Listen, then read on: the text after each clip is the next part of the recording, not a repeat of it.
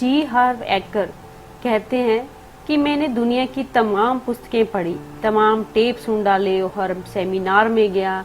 मैं वाकई सफल होना चाहता था। मुझ में सफल होने का एक तरह से जुनून था।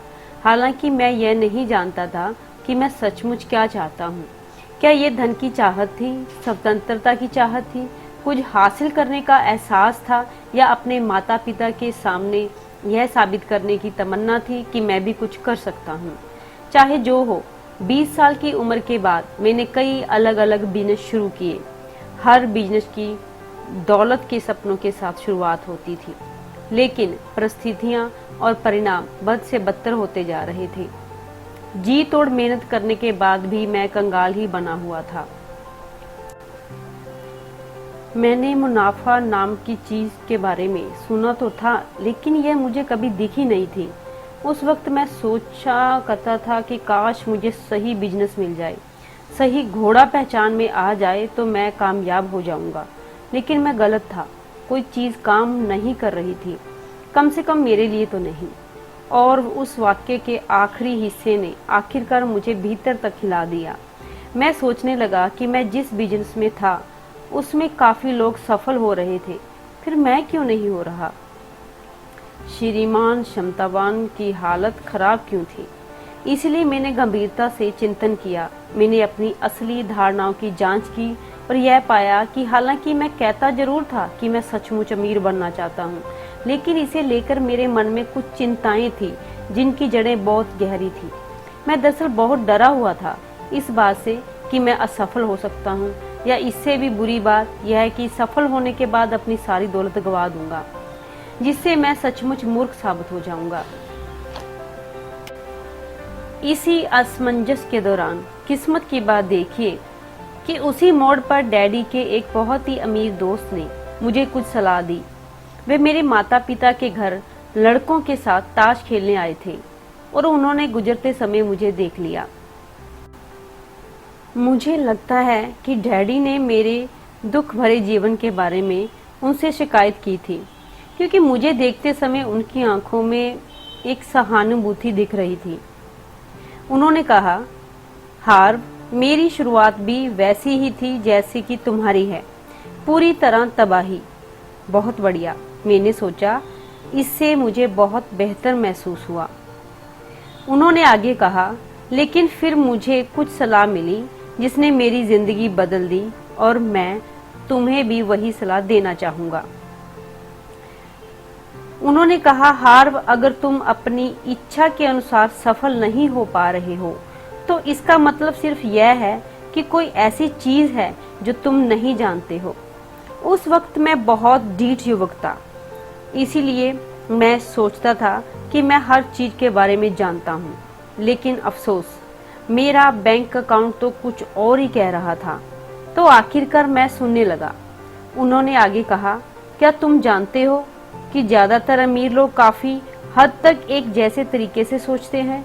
मैंने कहा, नहीं, मैंने दरअसल इस बारे में कभी सोचा ही नहीं। इस पर उन्होंने जवाब दिया, यह एक सटीक विज्ञान तो नहीं है, लेकिन ज्यादातर मामलों में अमीर लोग एक खास तरीके से सोचते हैं और गरीब लोग बिल्कुल अलग तरीके से सोचते हैं। सोचने के इन तरीके से उनके काम तय होते हैं और कामों से परिणाम तय होते हैं। उन्होंने आगे कहा, अगर तुम उसी तरह सोचो जिस तरह अमीर लोग सोचते हैं और वही काम करो जो अमीर लोग कहते हैं, तो क्या तुम यकीन है कि तुम भी अमीर बन सकते हो। मुझे याद है कि मैंने कमजोर सी आवाज में कहा कि जवाब दिया, लगता तो ऐसा ही है। इसके बाद उन्होंने कहा, तो तुम बस अमीर लोगों को सोचने के तरीके की नकल करो। क्या कहा उन्होंने? तो तुम्हें बस अमीर लोगों के सोचने के तरीके की नकल करनी है। हालांकि वे तो यह बात कहकर चले गए, लेकिन उनकी बात मेरे दिल में उतर गई। दूसरी कोई भी चीज मेरे जीवन में काम नहीं कर रही थी, इसलिए मैंने सोचा कि कुछ नया करने में क्या हर्ज है। मैं पूरे दिल से अमीर लोगों और उनकी सोचने के तरीकों का अध्ययन करने लगा। मैंने अपना ध्यान धन, सफलता के मनोविज्ञान पर केंद्रित किया। अंत मेरी समझ में आने लगा कि मेरे विचार मुझे किस तरह दौलत से दूर कर रहे हैं। इससे भी ज्यादा महत्वपूर्ण बात यह थी कि मैंने कई तरीके और रणनीतियां सीखी जिसका इस्तेमाल करके मैंने अपने दिमाग की दोबारा कंडीशनिंग की ताकि मैं अमीर लोगों की तरह सोच सकूं। आखिरकार मैंने कहा, इस बारे में उठक पटक बहुत हो गई, अब जरा इसे परख भी लिया जाए। मेरे पास नाम मात्र को भी पैसा नहीं था, इसीलिए बिजनेस शुरू करने के लिए मुझे अपने वीजा कार्ड से $2000 उधार लेने पड़े। मैंने अमीर लोगों की मॉडलिंग से जो सीखा था मैं उसका इस्तेमाल करने लगा। मैं उनकी कारोबारी और चिंतन दोनों तरह की रणनीतियों पर अमल करने लगा। मैंने सबसे पहला काम यह किया कि मैं अपनी सफलता के लिए समर्पित हो गया और जीतने के लिए खेलने लगा। मैंने कसम खाई कि मैं इस काम पर पूरा ध्यान केंद्रित करूंगा और इस बिजनेस को छोड़ने के बारे में तब तक सोचूंगा भी नहीं जब तक कि मैं मिलीनियर या इससे भी ज्यादा ना बन जाऊं। यह मेरी पुरानी कोशिश से बिल्कुल ही अलग नजरिया था, क्योंकि पहले मेरी सोच हमेशा अल्पकालीन मतलब छोटी रहती थी, इसलिए मेरा ध्यान अच्छे अवसरों या मुश्किलों के सामने आने पर भटक जाता था। जब भी मेरे मन में कोई नकारात्मक विचार आता, मैं उन्हें चुनौती देने लगा। पहले मैं यह मानता था कि मेरे मस्तिष्क की कहीं हर बात सच है। बहरहाल अब मैं कई तरह से यह जान चुका था कि दरअसल मेरा मस्तिष्क ही सफलता की राह में मेरी सबसे बड़ी बाधा था। मैंने फैसला किया कि मैं ऐसे विचारों को अपने दिमाग में घुसने ही नहीं दूंगा जो मुझे दौलत के सपनों साकार करने की शक्ति नहीं देते। मैंने हर उस सिद्धांत का इस्तेमाल किया जो आप इस पुस्तक में सीखने जा रहे हैं। क्या इससे काम बना? जी हाँ, बिल्कुल बना, और क्या खूब बना। वह बिजनेस इतना सफल हुआ कि सिर्फ 2.5 साल में मैंने 10 स्टोर खोल डाले। इसके बाद मैंने the street smart business school की स्थापना की और उत्तरी अमेरिका के हजारों लोगों को तीव्र गति से सफलता दिलाने वाली स्ट्रीट स्मार्ट व्यावसायिक रणनीतियां सिखाने लगा। जब मैं अपने सेमिनारों में जाने के लिए महाद्वीपों में हर तरफ यात्राएं कर रहा था, तो मैंने एक अजीब बात पर गौर किया।